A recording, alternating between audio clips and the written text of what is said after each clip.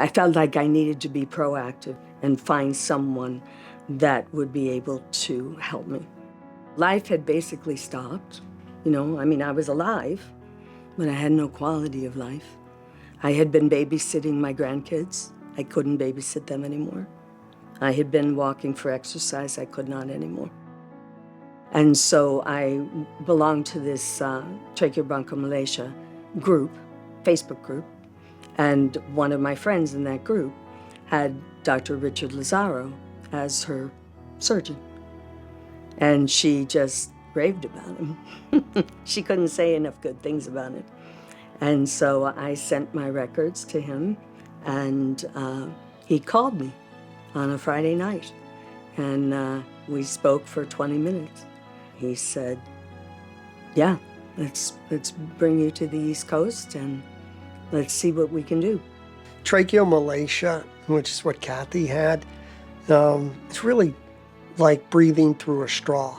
And, I take a deep breath and I can open my mouth and I can blow out really hard and fast. But imagine if I had a cocktail straw, really super tiny, a couple of millimeters open, and I closed my lips on that straw and I tried to blow out.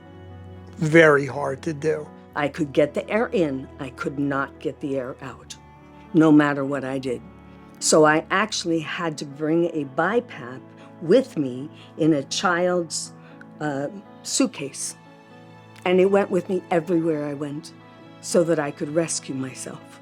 She came to us driving from St. Louis, basically being on a ventilator, but being ambulatory with it, and incredibly symptomatic when the machine was off. I was in no shape to undergo surgery.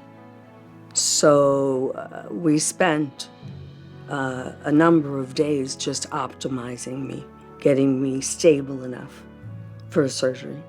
What we did on Cathy was really unique. The alternative surgical strategies just wouldn't work for her. And I really put together an approach that utilized some techniques for what's called transtracheal surgery, to operate on the back of the trachea, but actually operate by making an incision through the front of the trachea and the neck, utilizing some lung support device called ECMO, like an artificial lung, to help us while we opened up her windpipe. And we actually fixed that straw and made it a huge pipe. He had to be sure that he did not paralyze the vocal cords, because the vocal cord nerves run right there. And so he went through the trachea to get to the back, which was novel. And he saved my life. Rolling down the hallway. His team, they had me. They kept me safe and they got me through it. And here I am. I'm healthier than I've been in years. I can walk 2 miles. Something is always impossible until it's done, right? And if you go back and you look at medicine over the years, as technology advances, we get to understand diseases.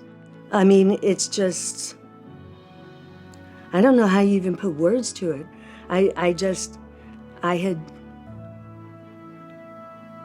wasn't sure I would have lived this year. She went from being on a ventilator to off the ventilator, breathing comfortably, getting her life back, one breath at a time.